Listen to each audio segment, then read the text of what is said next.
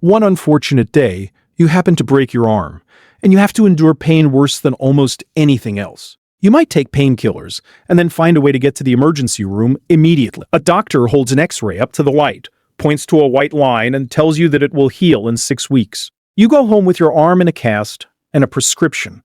For most of human history, none of those things existed. No painkillers, no X-rays, no casts, no doctors. For roughly 300,000 years, your ancestors also suffered broken bones from many different causes, falling from trees, slipping on ice, climbing mountains, being attacked by animals, and colliding with the world in thousands of unpredictable ways. Yet they survived, healed, and walked normally again. How? The answer may be far stranger and far more sophisticated than you think. Let us begin with what a broken bone actually meant in the ancient world. Your skeleton is not passive. It is living tissue interwoven with blood vessels and nerves, constantly being broken down and rebuilt. When a bone breaks, your body immediately begins repairing it. Cells called osteoblasts rush to the fracture site. A soft cartilage callus forms within days. After several weeks, that cartilage hardens into bone. This process is automatic. Your body knows exactly what to do. What it cannot do, what no body can do on its own, is keep the fracture completely still. A fracture that moves while healing will heal incorrectly. The bone fuses at the wrong angle. The limb becomes shorter. The joint loses its range of motion. In a world where survival depends on walking, running, climbing, carrying, and fighting, a poorly healed leg could be a slow death sentence. So, your ancestors appear to have understood that. They knew how to keep broken bones immobilized. The earliest direct evidence comes from Shanidar Cave in what is now northern Iraq, excavated by archaeologist Ralph Solecki beginning in 1957. Among the Neanderthal remains found there, researchers identified an individual known as Shanidar I. He lived into adulthood with a withered arm, a crushed eye socket, and a healed leg fracture that would have required weeks of immobilization. He did not die from his injuries. He was cared for. Someone fed him.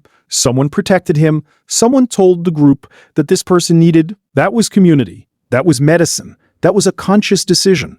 But ordinary care alone does not treat a fracture. So how did ancient people actually stabilize broken bones? The answer begins with what lay at their feet. Straight branches, pieces of bark, animal hides, twisted plant fibers made into cordage. In other words, find something that can act as a splint. Archaeological evidence and studies of modern hunter-gatherer societies that preserve traditional practices suggest that the basic splint, a rigid material tied alongside a broken limb to prevent movement, was almost certainly the first medical device in human history. You do not need knowledge of anatomy to invent it. You only need to notice that when the broken part is kept still, the person immediately suffers less pain. The Ebers Papyrus, an Egyptian medical text dating to around 1550 BCE, describes bone splinting techniques in detail, but the practice almost certainly existed tens of thousands of years before writing. Healed fractures in ancient skeletons often show perfect alignment, the kind possible only when bones were immobilized throughout recovery. Bone remembers what happened to it. Archaeologists can read it like a record. And what they read, again and again, is deliberate care. But immobilizing the bone was only half the problem. The other half was the pain. A broken bone in the ancient world meant days or weeks of severe, relentless suffering. And your ancestors did not simply endure it. They searched for ways to relieve it. In 2019, a research team led by Andrew Jones of the University of the Highlands and Islands analyzed material from the Neanderthal site of El Cedrón Cave in Spain. Inside dental calculus from individuals who died around 50,000 years ago, they found chemical traces of specific plants: yarrow, chamomile, ephedra. These were not random plants. Yarrow has measurable anti-inflammatory properties. Ephedra contains compounds used as stimulants and pain relievers in many ancient cultures. The simplest explanation is that ancient humans did not accidentally discover pain relief.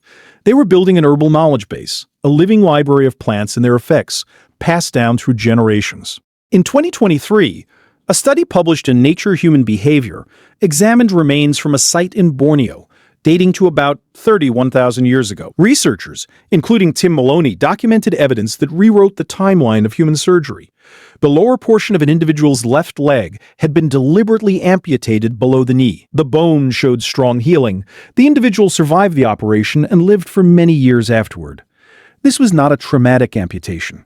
It was a planned procedure. Someone planned it, carried it out with a sharp stone blade, controlled bleeding, prevented infection in a bacteria-rich tropical environment, and cared for the patient during months of recovery. At 31,000 years ago, this pushed back the history of intentional surgery by more than 20,000 years. Imagine what that scene looked like. Your group has stopped moving at the end of the day. The sun is setting. One person, perhaps a young adult, perhaps a child, has a severely infected leg. The wound is not healing and the infection is spreading. The people around them have seen this before, and they know what comes next. An experienced elder or healer makes a decision. They choose a blade, a piece of obsidian or flint, sharpened to an edge sharper than most modern surgical knives. They use a leather tourniquet to stop the bleeding. They work quickly. When it is over, they place into the wound whatever the group has learned helps. Perhaps yarrow, perhaps antibacterial clay, perhaps something whose name we will never know. Then they stay with the patient. For weeks, for months. They feed them, help them move, keep them warm, and watch over the wound. The fracture heals. This tells us a very old story about our ancestors. The old story says that ancient humans were brutal, short-lived, and alone in the world. Nature was red in tooth and claw. The weak died. The strong survived. The evidence tells a different story. Archaeological evidence shows that ancient humans cared for their injured. Not occasionally, not accidentally, systematically, with knowledge, preparation, love, and compassion. Eric Trinkhaus, a paleoanthropologist at Washington University, spent decades cataloging skeletal injuries in ancient remains. Again and again, he found healed injuries in individuals who could not have survived without long-term assistance. A Homo heidelbergensis individual from around 500,000 years ago, found at Atapuerca, Spain, had a congenital hip deformity that made walking painful and hunting impossible. Yet he survived into adulthood. Someone carried the extra burden of keeping him alive. In every era of human history that we can read through bone and stone, we find the same pattern. Not everyone survived. Many died young from injuries and infections that would be minor inconveniences today. But many survived, many healed, and many walked again. That tells us that ancient human groups made a profoundly human choice. They chose to care.